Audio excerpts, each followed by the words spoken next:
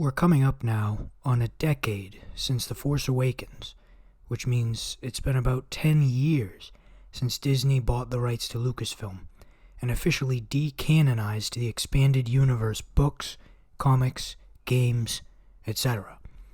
We've since had 3 movies set in the sequel era, 2 sort of prequels, and a plethora of Disney Plus shows and cartoons. But with the exception of Rogue One, Andor, and, for a time, The Mandalorian, a lot of these projects have seen declining interest in the IP, with many seen as being, at worst, generally terrible content, and, at best, mediocre key jangling thrown together with the Star Wars brand under a soulless corporate blanket. We've all heard the arguments.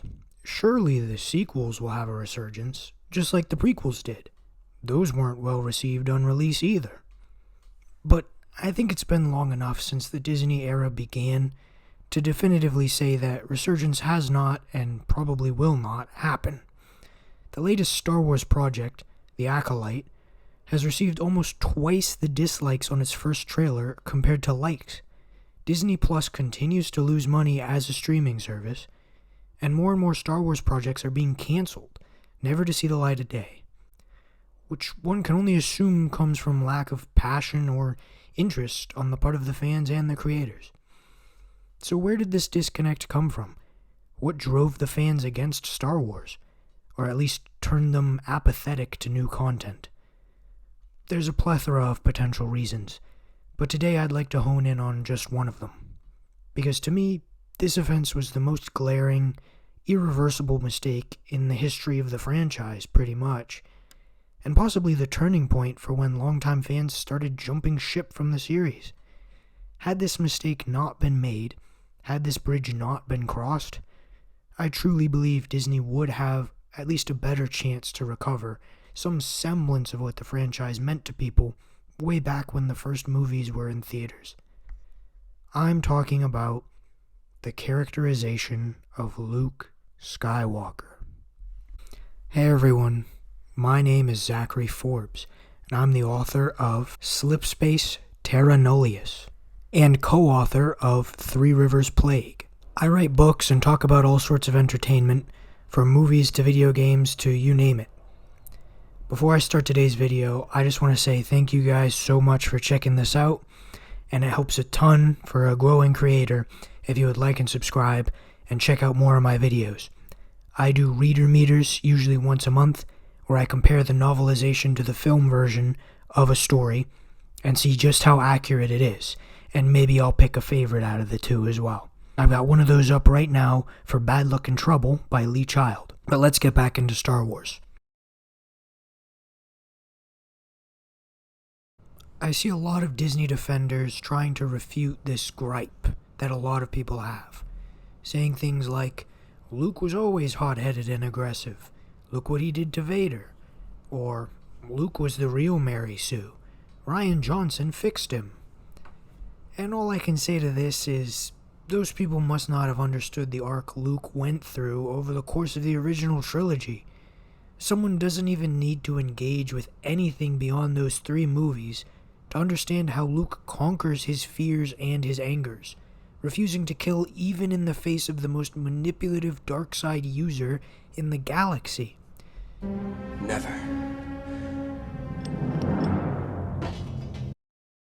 Having him turn his blade on his nephew out of fear, even without acting on it, is a complete misunderstanding of where this character should be at this point in the timeline. And not to mention the fact that Rey knocks him down during their scuffle. There is so much wasted potential with this character, who, over the course of 3 movies, grew from this lovable, hopeful underdog in way over his head to the masterful hero of arguably the most recognizable franchise all around the world. This character grew in real time with each of us, and that's why people were so attached to him. And to see him turn into this old, bumbling idiot too afraid to stand up for his friends, it just didn't sit right with a lot of those long-time viewers. But what if I told you there was someone out there who understood this character? someone who picked up on his journey in a proper, respectful way to the source material, right after Return of the Jedi, and gave him more struggles to deal with besides just repeating his initial arc from those 3 movies. Well, to find that, one needs to look no further than Timothy Zahn.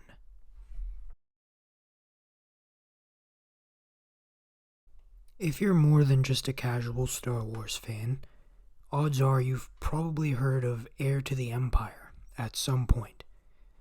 This story belongs to a trilogy of 3 novels written by Timothy Zahn in the 90s, when there was a sort of dry spell in the Star Wars community. It was in between the original trilogy and the prequel trilogy, and not much had really come out at the time to get fans excited for the Star Wars IP. So, a handful of authors came around and started writing books set in the Star Wars universe. There were comic lines going, continuations of the Star Wars timeline from Return of the Jedi, and little stories to fill in spaces in between the movies. Timothy Zahn didn't take long to get popular doing these books.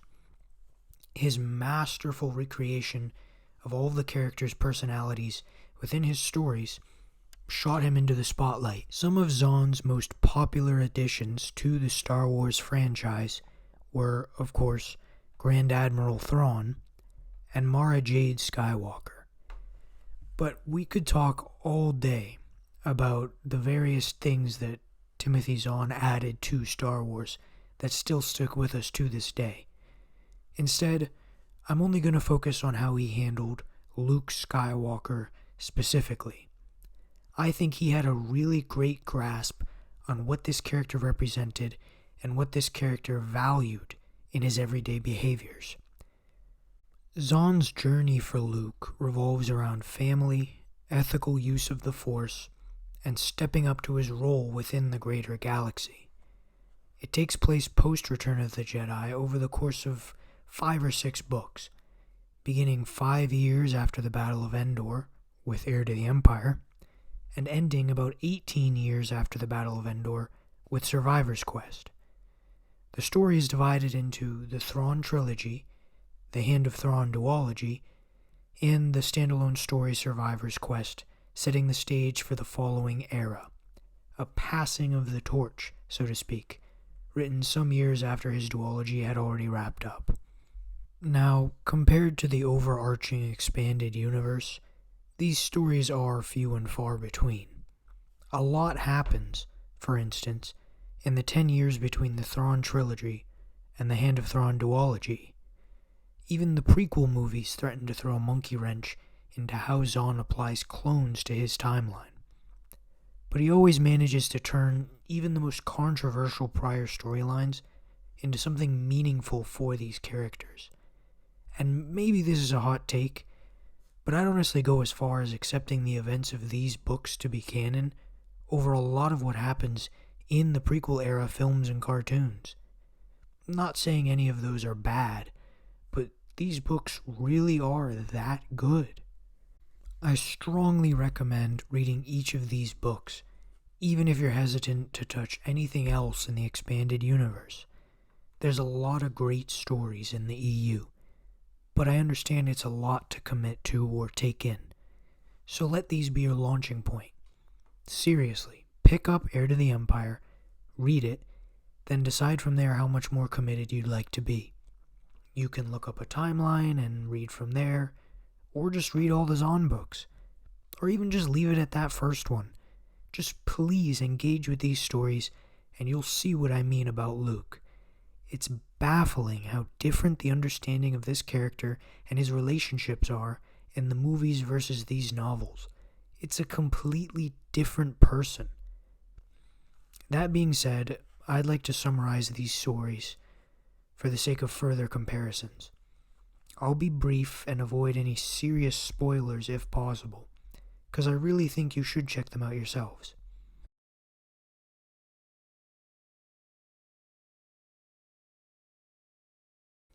For Luke, this story begins on Coruscant. Yes, that's right, the capital planet of the galaxy, not seen on screen until the prequel movies. Luke has a vision in his dreams of Ben Kenobi coming to him one last time. He's told that their connection is soon to be severed permanently, and that Luke will go on to do many things and meet many people, but he must have the wisdom to guide himself without the direct presence of his old master. Later on, Luke is training with his sister, Leia, who's become pregnant with twins. Luke knows that one day he'll have to train those kids, just like he's doing for his sister, and both him and Leia grapple with the fact that he may have a stronger connection to these Force-sensitive children than even their father, Han Solo, who isn't Force-sensitive. Luke is teaching Leia to deflect blasters, much like how Ben Kenobi taught him in A New Hope. This undoubtedly reminds him of his dreams, and thus causes him to contemplate his role as a teacher. He's never been anyone's master before, much less for Jedi younglings. Leia, understandably, grows frustrated with her training. She's new to the Force, and constantly busy, so her mind isn't clear enough to deflect as masterfully as Luke. She storms off, and after she leaves, Luke trains himself while he meditates. Time escapes him, and he ends up running through the entire training simulation without even realizing it. Already, we get a sense for where these characters are. Luke isn't aggressive or doubtful of the Jedi. On the contrary, he wants the Jedi to thrive and his family to grow. He doesn't get shown up by Leia, like in The Rise of Skywalker, but instead clearly bests her. Yet this responsibility is still weighing on him. Can he be a teacher? He's not entirely sure, but he will do everything in his power to make sure these kids have the chance to grow in their abilities. This feels like a natural continuation of Luke's arc, from mastering his own clarity and his abilities to becoming one that passes them on to others. No repetition or walking back necessary. Luke follows a premonition back to Dagobah, where he finds a strange device inside the dark side cave. He and R2 deduce that Lando might be able to identify it, but he's elsewhere. So they fly out to one of Lando's operations to find him. An attack happens, and Luke must fight off Imperials with his X-Wing. His mind is clouded, however, making the fight slip by him much like the training did. Not long after, Luke is ambushed by another of Thrawn's ships. He pulls a risky maneuver to escape, and takes just enough damage to keep him from reaching his destination. He meditates in his cockpit, hoping to preserve oxygen, and calls out to the Force. Eventually, a smuggler vessel operated by Talon Karrde and Mara Jade finds him. This is because Mara Jade could hear his calls, since she is Force-sensitive, though very few are aware of this. The Empire has a bounty on Luke's head, and both them and Talon Karrde have access to Ysalamiri, creatures from the planet Merkur, which have evolved to dampen Force abilities. Luke is captured and kept at Karrde's base on Merkur. He uses some ingenuity and his robotic arm to escape. Mara Jade pursues him, and they crash out in the jungle. Surrounded by Force-dampening Ysalamiri, Luke knows that he's in trouble, but he still checks on her crashed shuttle. He's concerned for Mara's life, despite having just met her. But she uses this against him and holds him at gunpoint. She's not injured, and she was actually hoping for him to come looking for her so she could take him instead. Unable to use the Force, Luke becomes her prisoner once again. But now they're both trapped out in the forest and must travel for several days to the nearest city. It's during this journey that a lot of Luke's calm, humble personality shines through. He shows very little fear, despite being locked out of his Force abilities. He also holds no hostility towards Mara. He wants both of them to get out, and feels that she has her own destiny to work through, just as he does. Mara picks up on this, feeling annoyed by it. It's a stark contrast to how she views the Force and the galaxy. She reveals that she was once a servant of the Emperor, and she had been unable to kill Luke before the fall of the Empire. This left her lost and alone, with the Emperor's voice constantly in her head, telling her to kill Luke Skywalker, over and over and over. They arrive at the nearby city, where Imperials are scouring in search for them. But Han Solo has negotiated with Talon Karrde for Luke's release, and has set up an ambush with Lando to save both Mara and him. A shootout ensues, and Luke must use his lightsaber to bring down a stone archway on top of the troopers, without any use of the Force. He leaves with Han, and with the help of Rogue Squadron, they foil an attempt to steal New Republic vessels from a nearby galactic shipyard. And that's the end of Heir to the Empire.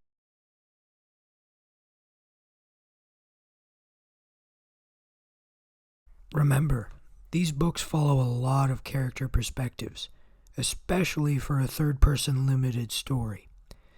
This means Luke is dividing up his time in the spotlight with, as far as I remember, Leia, Han, Lando, Mara Jade, Talon Karrde, Pelion, and Joruus C'baoth.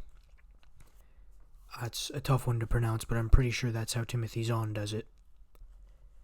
So naturally, Luke's segment of this story, which is once again all we're covering for now, is quite brief, especially in this book. But I also think the importance of Luke's experiences in this book cannot be overstated. The little things he sees and does set the stage for who he becomes as a Grand Master of the Jedi later on.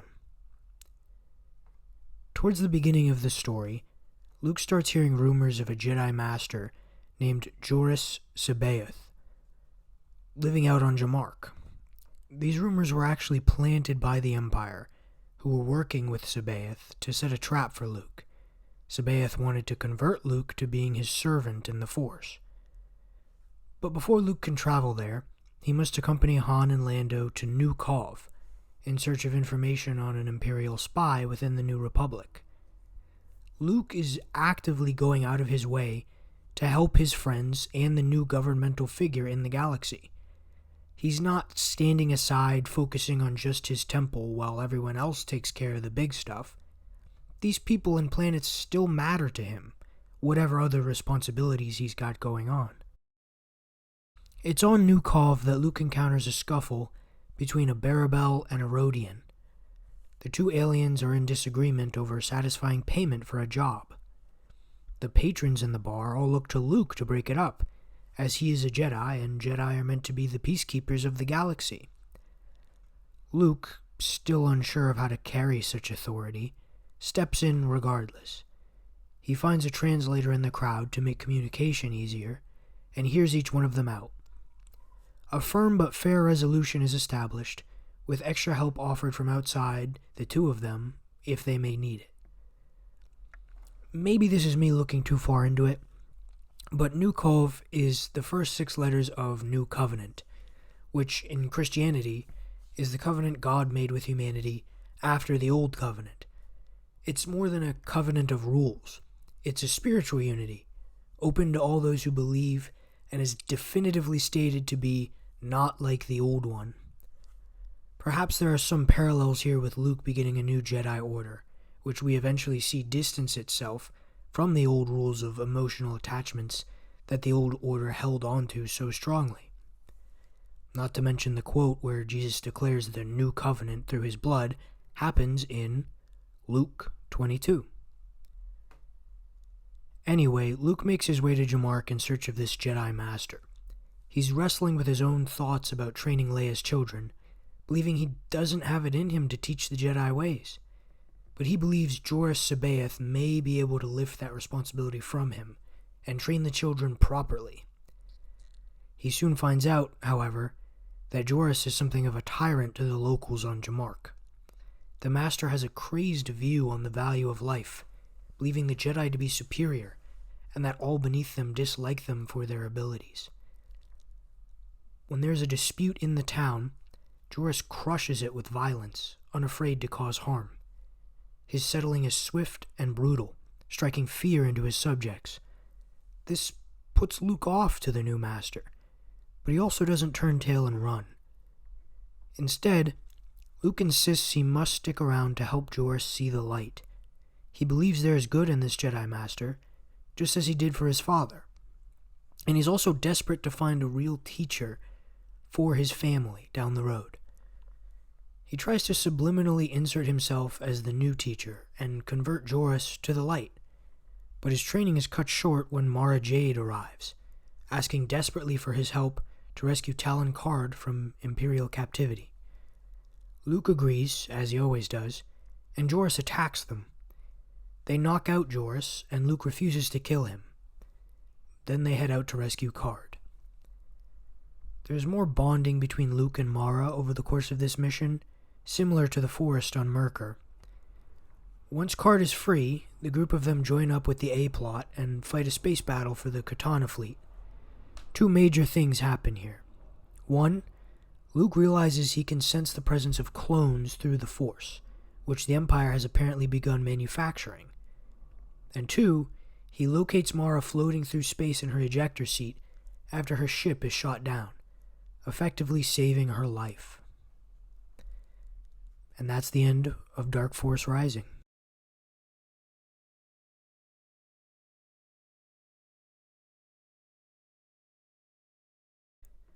Mara Jade is recovering in a medical facility on Coruscant after her near death in the last book. Luke is searching for cloning facilities on Burchest, putting his Jedi senses to use.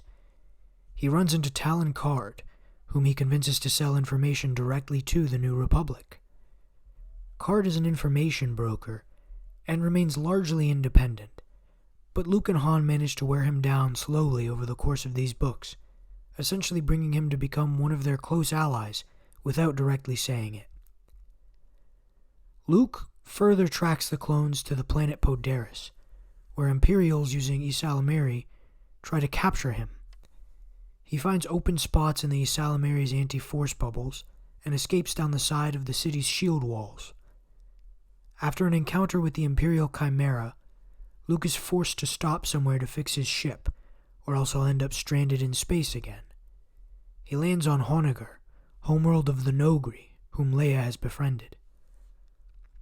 Now, Darth Vader was viewed as a savior in the eyes of the Nogri, so in a strange, ironic twist, many of them are willing to serve the children of Vader over the Empire, especially after Leia revealed how the Empire was keeping their planet less hospitable in order to take advantage of them in the last book. Luke senses Leia and the twins are in danger, but is unable to leave for Coruscant. It is during this time that Leia goes into labor and births her two kids with Han, Jacen and Jada. Not long after, there's an attempt by Imperials to infiltrate the palace and kidnap the twins. Mara Jade, still on Coruscant, detects it and warns Leia. Mara is eventually framed as the one responsible, but Leia senses the good in her, similar to Luke. Mara finds out about the cloning problem and says she knew of a place on the planet Wayland where the Emperor had a vault containing cloning technology. Luke returns around this time, and a group of them agree to travel to Wayland to find it. They land far from Mount Tantus, the Emperor's vault, and thus have to spend several days hiking there. Luke takes some of this time to further train Mara, both mentally and physically. She claims she still has a desire to kill him, and Luke says he is willing to accept this, as it is part of her destiny. They eventually reach Mount Tantus and break inside, planning to destroy the place. Luke and Mara make their way to the throne room, where they find Joruus C'baoth waiting. Joruus reveals he has created a clone of Luke Skywalker, using DNA from their last encounter, and has given it the blue Skywalker family lightsaber. A battle ensues, with Luke and Mara fighting Joruus and the clone. Luke is still largely unwilling to kill, oftentimes even refusing to murder Imperials. But Mara does not hold these values, and kills the clone of Luke Skywalker. This satisfies the bloodlust left inside her by the Emperor, and together she and Luke defeat Joruus C'baoth, who dies in a similar explosion to the Emperor on the Death Star, destroying much of the facility. Back on Coruscant, Luke suggests Mara continue her training and work more closely with the New Republic. She is somewhat reluctant, but does show desire to continue working with Luke. Luke gifts her the blue Skywalker family lightsaber as a token of his gratitude, and they smile together, standing on the roof of the Jedi Temple.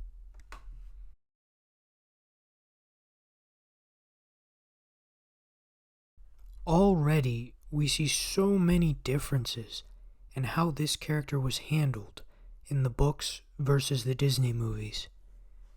Personally, I find it so much more interesting to watch Luke evolve in his role as the next generation of the Jedi, rather than watching him fall from grace and refuse every lesson he grew to learn in the original movies. Luke recognized the position that he was in, and never once refused to use it to help people. Anytime a friend asked him to come with them on a mission, or a stranger needed his intervention, Luke got involved, even if he didn't know for sure how he was going to resolve it.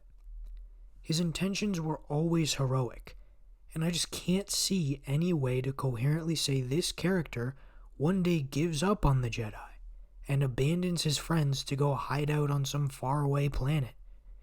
It's antithetical in the most obvious ways, and this version of the character under Timothy Zahn feels so much more real. I could see Luke following this path. I enjoy watching him grow more into his role and his characteristics. It's not a subversion for the sake of subversion. It's genuine character work, and Luke Skywalker, of all people, deserves that.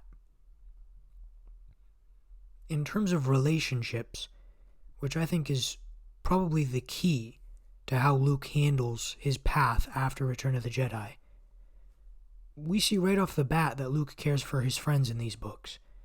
They're the most important thing to him, and they always have been. He would put the galaxy on hold to go save a friend, and he does this both in Empire Strikes Back and later on in the Hand of Thrawn duology for Mara.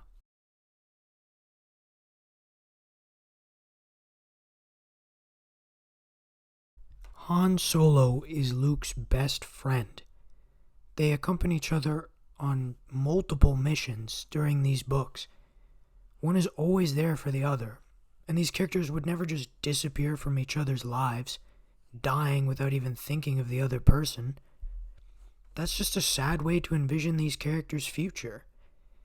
Think back to Empire Strikes Back, which essentially begins with Han Solo going out into the cold, braving the wilderness, to save Luke's life. And this favor is then returned later on by Luke cutting his training short on Dagobah to come back and save Han and Leia. I can't picture how somebody could watch that movie, see how close those two characters are, and decide not to write any interactions between them into the sequel movies. Heck, they even deleted the scene where older Luke was mourning the loss of Han Solo. Why is that the scene you cut of all things? It just doesn't make any sense to pull these characters apart. And these books do a really good job showing you that they're there for one another, that they can banter, that they can work together. And it's just like they're back in those original movies. Still the same old Luke Skywalker and Han Solo that you always knew.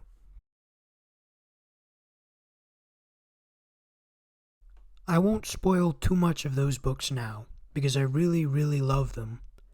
But the Hand of Thrawn novels essentially solidify Luke and Mara's relationship. They go on to have a strong future together as some of the greatest Jedi in the galaxy, and a family on top of it.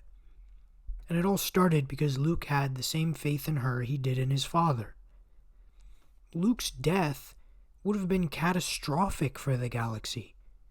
His friends would have been in even more peril, the Jedi would never see their resurgence under a new order, and the New Republic would lose its greatest advantage. Yet Luke was still willing to put himself up to the will of the Force, knowing Mara's fate was entangled with his own. He was willing to stand there and let her threaten him, saying she wanted him dead, just because he trusted the good in her. And Mara signifies something even greater here. She allows him to further himself as a teacher.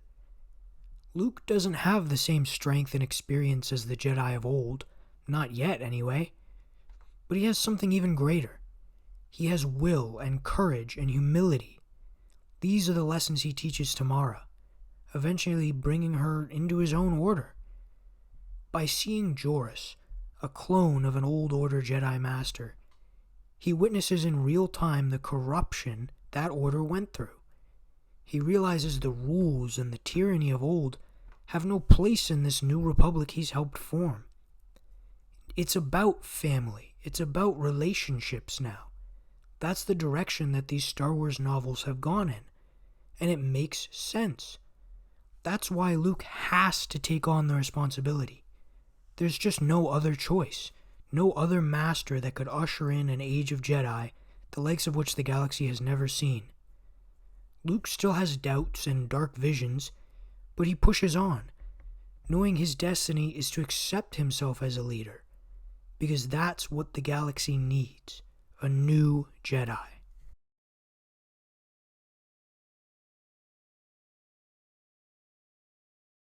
Leia is another rock for him, being his sister and one of the biggest leaders of the New Republic. Her busyness with political matters makes her difficult to train, and her mind less clear. But Luke still does what he can for her. He knows there's generations pulling inside of her. He knows his father is the same as hers, and those dark side influences might be creeping up. One day those kids will have the same generations pulling inside of them. All the turmoil he's experienced will exist in his family forever, and he has to be there to guide it. That's his arc in these stories, accepting that responsibility, accepting that it will always be there, and he must be there to combat it or to guide it to the light. People don't tend to talk about it because Carrie Fisher died, and obviously it's sad, and nobody wants to trash talk how those movies handled her. But it's been long enough, and I think it's worth saying they really did try to one-up Luke with Leia in those movies.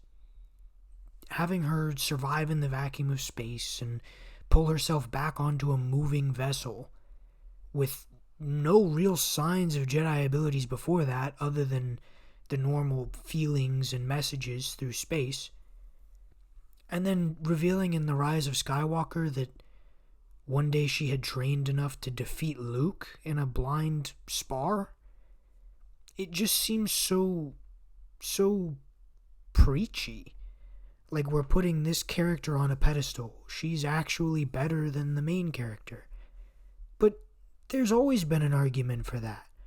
There's always been an argument that she's more level-headed or that she can handle the political responsibilities of office better. She's pretty much the one that defeats Thrawn in these books, if you actually read them. She sets that chain of events in motion. She doesn't have to be stronger in the Force or more physically capable. It just seems like the sequel movies threw that in because girl power or something. It feels disingenuous. It feels like this isn't about these characters, but more about the genders and ideas that maybe they represent. The books are a stark contrast to that, where they actually give each character their benefits and their quirks. Everyone contributes to the overarching plot in some way. That's the great thing about having so many perspectives.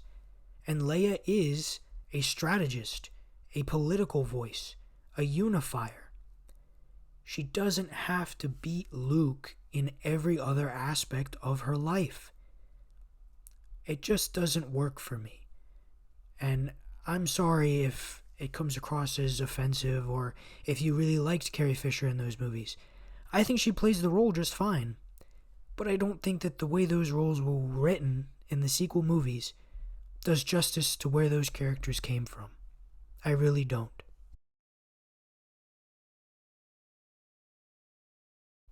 Zahn continues this story up until the surrender of the Empire and the marriage of Luke and Mara Jade.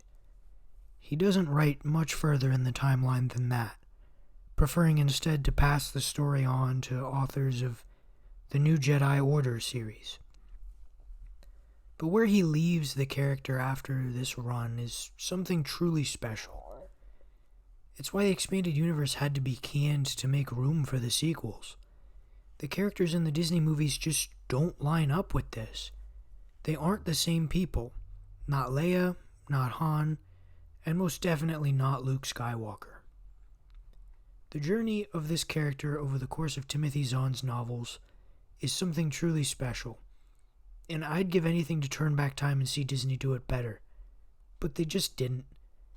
J.J. Abrams and Rian Johnson didn't have the same understanding of the character as someone like Zahn. And one of those two specifically sought to subvert the genre into something he thought would be profound, but just ended up coming out unrecognizable. Zahn was able to introduce a new badass female character and also continue Leia's growth in a way that was genuinely interesting. There was never any need for these characters to beat Luke or overshadow him. They were excellent on their own, and even complemented his growth right beside them. Maybe I'll cover the Hand of Thrawn books in another video, probably a part 2, because they honestly are some of my favorite stories from the entire Star Wars mythos, and I think they deserve more than to be tacked on to the end of this one. But for now, I'll leave you with the motivation to go read them yourselves. Seriously, do it. If you feel at all disappointed by the sequel movies, especially to the extent that I did, I seriously can't recommend these books enough. Just go read them and imagine this was the world we picked up on. This was where Luke Skywalker ventured after Return of the Jedi. Maybe some kindling of your love for Star Wars can remain